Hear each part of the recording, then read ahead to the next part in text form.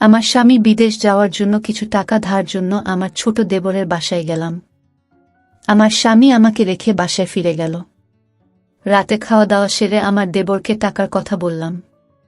আমার দেবর বলল, টাকা দিতে পারি, তবে একটা শর্ত আছে। বন্ধুরা, আমার স্বামী বিদেশ যাবার চেষ্টা করছে। ইদানিং মিস্ত্রি কাজ করে সংসারের ভরণ পোষণ চলে না।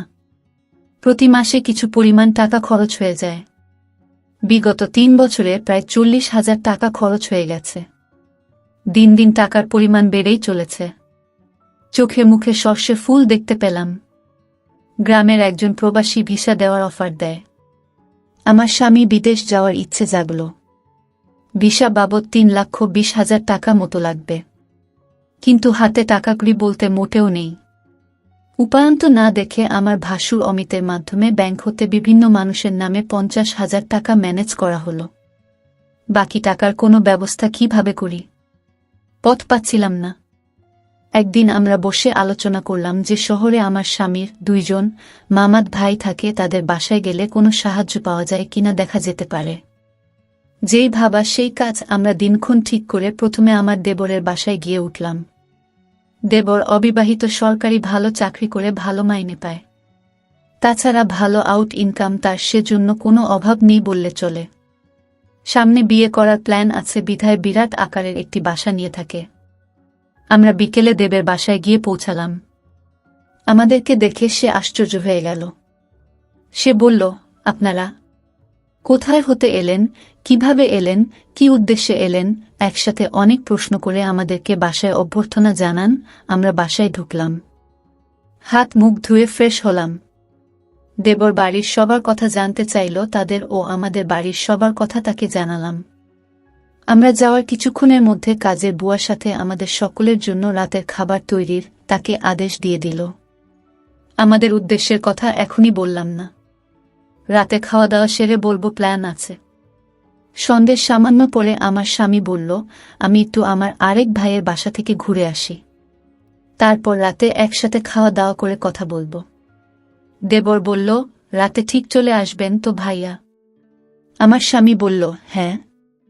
তাহলে জানা শোনেন, যদি রাতে আপনি না আসেন আমি কিন্তু ভাবিকে আস্ত রাখব না বলে দিলাম। এই বলাতে আমরা 3 জনেই অট্টহাসিতে ভেঙে পড়লাম। আমার স্বামী চলে গেল। আমি আমার শিশু বাচ্চাকে খাওয়ালাম এবং তাকে ঘুম পাড়িয়ে দিলাম। আমরা দেবর ভাবি সোফায় বসে টিভি দেখছিলাম আর রাজ্যের নানা কথাতেই মশগুল হয়ে গেলাম। কথার ফাঁকে আমাদের উদ্দেশ্যের কথা বললাম। তোমার ভাই বিদেশ যেতে চায়, কিন্তু টাকার খুব অভাব, মোটামুটি টাকা জোগাড় করেছি, আরও 1 লাখ টাকা দরকার, তুমি দিতে পারবে ভাই? আমি কথাটা উপস্থাপন করলাম। দেবর বলল, এত টাকা আমি একসাথে এখনো দেখিনি বলে দুষ্টুমির ছলে সোফায় কাত হয়ে পড়ে গেল। অভিনয় করার দরকার নাই বলে আমি তাকে টেনে তুললাম। এরপর আমরা রাতের খাবার খেয়ে নিলাম। আমার স্বামী সেদিন রাতে বাসায় আসলো না। তার জন্য অপেক্ষা করে রাতে আমরা শুয়ে রইলাম। নতুন জায়গা, তেমন ভালো ঘুম হলো না। সকালে স্বাভাবিকভাবে নাস্তা সেরে নিলাম। আমার স্বামী আসলো, তাকে নাস্তা দিলাম। আমরা চলে যাবার প্ল্যান করলাম। তার আগে আবার একবার দেবকে টাকার কথা বললাম। দেবর বলল, টাকা জোগাড় করতে আমার সপ্তাহানেক সময় লাগবে। কখন লাগবে তোমাদের টাকা? আমি বললাম, আগামী 10 দিনের মধ্যে হলে আমাদের চলবে। আমার স্বামীর দিকে লক্ষ্য করে বলল, তাহলে আগামী সোমবার তুমি আবার এসো, আমি কিছু টাকা দিতে পারব। বাকি টাকা তুমি অন্য কোথাও সংগ্রহ করতে পারো কিনা দেখ। আমার স্বামী কি যেন চিন্তা করলই। তারপর বলল, তাহলে আমি তোর ভাবিকে রেখে যাই। তুই যত তাড়াতাড়ি পারিস টাকা জোগাড় হলে তোর ভাবিকে পাঠিয়ে দিস, কেমন? আমি আপত্তি করলাম। আমার স্বামী আড়ালে নিয়ে আমাকে বলল, যদি আমরা কেউ সামনে না থাকি তাহলে সে যদি টাকার কথা ভুলে যাবে। আর তুমি এখানে থাকলে এমন কিছু ঘটবে না।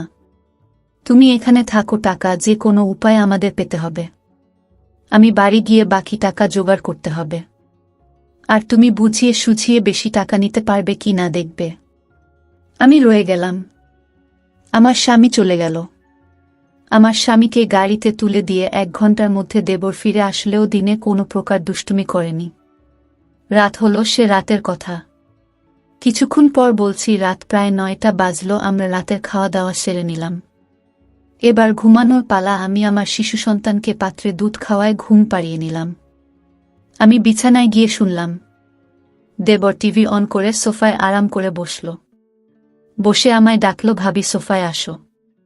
আমি কোনো জবাব না দিয়ে বিছানায় শুয়ে রইলাম। একবার আমাকে ডেকে সাড়া না পাওয়ায় সোফা হতে উঠে আসলো এবং আমাকে ভাবি বলে ডাকতে লাগল। আমি সাড়া না দিয়ে পারলাম না। বললাম, অনেক রাত হয়েছে, ঘুমিয়ে পড়ো। এরপর সে বিছানায় গিয়ে শুয়ে পড়ল। কতক্ষণ ঘুমালাম জানি না, আমার ঘুম ভেঙে গেল। আমার ঘুম ভাঙলে আমি তাকে বুঝতে দিলাম না। বুঝতে পারলাম ঘুমের মধ্যে কি ঘটনা ঘটে গেছে। ভাবলাম আর থাকব না, চলে যাব। তাই সকালে নাস্তা খেয়ে রেডি হলাম। তখনই মনে হলো এভাবে চলে গেলে স্বামীর টাকা জোগাড় হবে কিভাবে। নানান কথা ভাবতে ভাবতে সকাল 9টায় আমাকে একটা মোবাইল ফোন দিয়ে দেবর বলল অফিস হতে আমি যোগাযোগ করতে পারি। তাই এটা দিলাম। এই বলে সে অফিসে চলে গেল। আমি একা তার পথ চেয়ে বসে রইলাম। অফিসে চলে যাওয়ার পর আমি সম্পূর্ণ একা বসে বসে টিভি দেখছিলাম। দরজায় কড়া নাড়ল। দরজার পাশে গিয়ে জিজ্ঞেস করলাম, কে?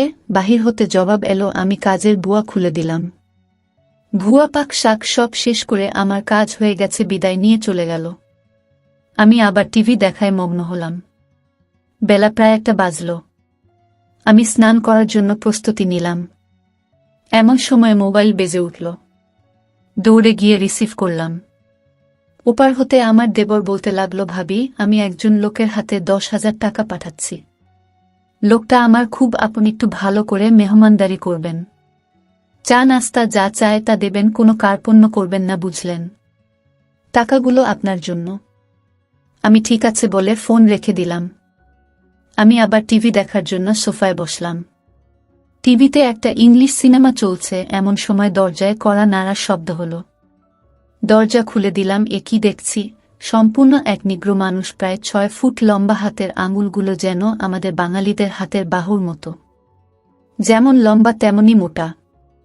লোকটি বাংলায় বলল, আসতে পারি ভাবি? আমি হেসে বললাম, হ্যাঁ, আসুন। লোকটি সরাসরি সোফায় গিয়ে বসল।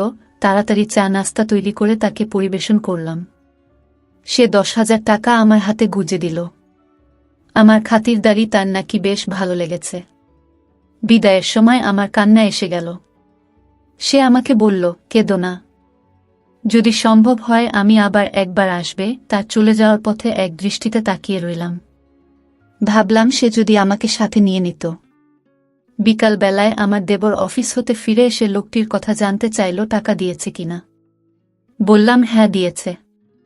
আমার দেবর আশ্চর্য হয়ে আবার জানতে চাইল, তাহলে দিয়েছে? আমি বললাম, হ্যাঁ দিয়েছে। তো এতে আশ্চর্য হওয়ার কি আছে? আমার দেবর হেসে উঠে বলল, এমনি এমনি দেওয়ার কথা ছিল না। আমি কোনো কথা না বলে চুপ হয়ে রইলাম। আমার নীরবতা এসে যা বোঝার বুঝে গেল। আমাকে বলল, ভাবি, দুনিয়াটা বড়ই কঠিন। কেউ কাউকে এমনি এমনি টাকা দিতে চায় না, সবাই বিনিময়ে চায়। সে আমাকে ধারে টাকা দিয়েছে, যথাসময়ে এগুলো ফেরত দিতে হবে। আমি তোমাদের টাকা প্রয়োজনের কথা এবং তোমার উপস্থিতির কথা সব জানিয়েছিলাম। তুমি যদি দাদাকে যদি কিছু না বলো, তাহলে 1 থেকে 2 লাখ টাকা জোগাড় করে দেওয়া যাবে। শুধু দাদাকে বলবে সব টাকা আমি দিয়েছি। এতে টাকাও জোগাড় হয়ে যাচ্ছে। তখন ভাই বিদেশ যাওয়া নিশ্চিত হচ্ছে। আমি তার কথা নির্দেশ সব শুনছিলাম। উপদেশ শেষ করে আবার সম্মতি জানতে চাইলে আমি কোনো উত্তর না দিয়ে নীরব রইলাম। আমার চোখে ভেসে উঠতে লাগল। আজকের লোকটির কথা কি নাম কে জানে, জিজ্ঞেস করা সম্ভব হয়নি। খ্রিস্টান না মুসলমান তাও জানা যায়নি। তবে হিন্দু নয় যে, সে ব্যাপারে নিশ্চিত। আমার দেবর আমার সম্মতি আবার স্পষ্ট করে জানতে চাইল। বললাম, আমি কি বলবো, তুমি যা ভালো মনে করে তাই করতে পারে। আমার সম্মতির লক্ষণ দেখে বলল, রাতে একজন মেহমানকে দাওয়াত করেছি। কিছুক্ষণ পর কাজের বুয়া আসলো। সে বিকেলে চা নাস্তা তৈরি করার পাশাপাশি রাতে রান্নাবান্না শেষ করে চলে গেল। কে আসছে, কেমন হবে, লোকটি মনের ভেতর একটা চঞ্চলতা কাজ করতে লাগল। রাত 9টা বাজলেই আমি দেবরকে বললাম, খেয়ে নেবে না, মেহমানের জন্য অপেক্ষা করবে? বলল, না, মেহমান কে আসবে, চলো আমরা খেয়ে নিই। আমরা খেয়ে নিলাম। আমরা বসে বসে টিভি দেখছি। প্রায় রাত 10টা। দরজায় খটখট আওয়াজ শুনলাম। বুঝলাম মেহমান এসে গেছে। আমার দেবর দরজা খুলে দিল। মেহমান ঘরে ঢুকে জানতে চাইল তোমার ভাবি কই। দেবর বলল ভিতরে আছে। দুজনে একসাথে আমি যে ঘরে আছি সে ঘরে চলে গেল। দেবর তার সাথে আমাকে পরিচয় করিয়ে দিল। লোকটি দেবকে উদ্দেশ্য করে বলল, তোমার ভাবিকে তো দেখতে দারুণ লাগছে। আমি 1 মিনিট টিভির দিকে তাকিয়ে আছি। সকালে ঘুম হতে উঠে ফ্রেশ হলাম। তারপর দুজনে চা নাস্তা খেলাম।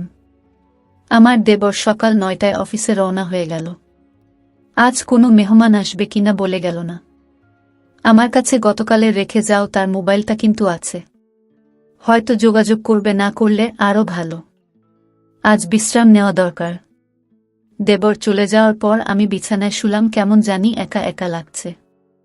ভুয়া আসলো দরজায় নক করার সাথে সাথে আমি গিয়ে খুলে দিলাম। ভুয়া তার কাজ ঘন্টা দেড়েকের মধ্যে শেষ করে চলে গেল। আমি আবার একা হয়ে গেলাম। ঘরের দরজার খিল মেরে দিয়ে বিছানায় শুয়ে পড়লাম। আজকের দিনের সব ঘটনা ভাবতে ভাবতে হঠাৎ মনে হলো দরজা খুলে কেউ যেন প্রবেশ করছে। ভাবলাম আমার দেবর হয়তো আজ তাড়াতাড়ি ফিরে এসেছে। বিছানা থেকে উঠলাম না। দেবের সাথে দুষ্টুমি করার জন্য ঘুমের ভান ধরে শুয়ে রইলাম। দেবর ঘরে ঢুকে দরজা বন্ধ করে দিল। আস্তে 1 পা 2 পা করে আমার ঘরে প্রবেশ করল। আমি আজ প্রতিজ্ঞা করলাম, আমি চোখ খুলব না। দেবরটা আমার ঘরে ঢুকে কোনো কথা বলল না। অনেকক্ষণ দাঁড়িয়ে থেকে যাতে করে আমি জেগে না উঠি। আমার কাছাকাছি বসো। চোখ খুলে আমি হতভম্ব হয়ে গেলাম। এ সম্পূর্ণ এক অপরিচিত এক লোক। আগে কখনো তাকে দেখিনি। আমি জিজ্ঞেস করলাম, আপনি কে? বলল, আমাকে কেউ পাঠায় নাই। আমি পাশের বাসায় থাকি এবং এই ঘরগুলোর মালিক। বাসা হতে বের হওয়ার সময় দেখলাম তোমার দরজাটা লাগাওনি। আমি ঢুকলাম। ভাবলাম একটু গল্প করে যাই। সে বলল, আমি তোমাদের সমস্যার কথা শুনেছিলাম। কি সমস্যা বলো তো? জবাবে বললাম, আমার স্বামী বিদেশ যাওয়ার জন্য টাকা ধার চাইতে এসেছিলাম। টাকা জোগাড় হয়েছে। তোমার কি সে আপন দেবর? না, আমার স্বামীর গ্রাম্য বাল্যবন্ধু এবং দূর সম্পর্কের চাচাতো ভাই। লোকটি হেসে উঠল। তাই? চিন্তা করো না, আমি তোমাকে সাহায্য করব। আমি এখানে একা থাকি, কেউ নেই। যতদিন থাকো আমি তোমাকে সেলফ করব। আমি এখনই টাকা দিচ্ছি। এই বলে বাসায় গিয়ে টাকা নিয়ে ফিরে আসলো। টাকা দিয়ে বলল, কাউকে বলবে না। মেঘ না চাইতে জল পেলাম। লোকটা বলল, দুপুর বেলায় আমাদের বাসায় এসো, তোমার সাথে গুরুত্বপূর্ণ কথা আছে। দুপুর হতে আরও 3 ঘন্টা বাকি আছে। অপেক্ষা করতে করতে যখন 2টা বাজল, আমি আস্তে আস্তে 1 পা 2 পা করে বাড়ির মালিকের ঘরের দরজায় গেলাম। দরজায় চোখ রাখলাম, কিছু দেখলাম না। দরজায় আস্তে করে টোকা দিলাম, কারো জবাব পেলাম না।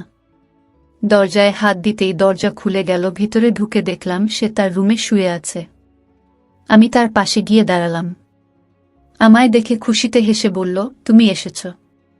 লোকটা বলল, তুমি দেখতে আমার বড় মেয়ের মতো। সে দেশের বাইরে থাকে। কয়েক বছর হলো সে বাসায় আসে না। নিজেকে একা একা লাগে। লোকটা বলল, তোমার এখানে আর থাকার দরকার নাই। তোমার যত টাকা লাগে সব আমি দিচ্ছি। দুনিয়াতে এখনো অনেক ভালো মানুষ আছে যারা কোনো বিনিময়ে চায় না। অনেক দিনের জমানো কথাগুলো তার সাথে শেয়ার করে প্রায় ঘন্টা 2 পর আমি আমার দেবর ঘরে ফিরে এলাম। এভাবে আমার টাকা জোগাড় হয়ে গেলে দেবরকে বললাম, আমি চলে যেতে চাই। দেবর না বলল না। তারপরের দিন সকালে আমায় বাসে তুলে দিলে আমি বাড়ি চলে এলাম।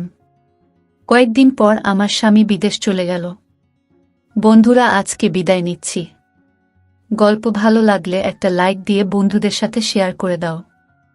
আর এই চ্যানেলটি নতুন দর্শক হয়ে থাকলে চ্যানেলটি সাবস্ক্রাইব করে নিতে ভুলবে না নতুন নতুন গল্প পেতে। দেখা হবে আগামীকালের নতুন ভিডিওতে।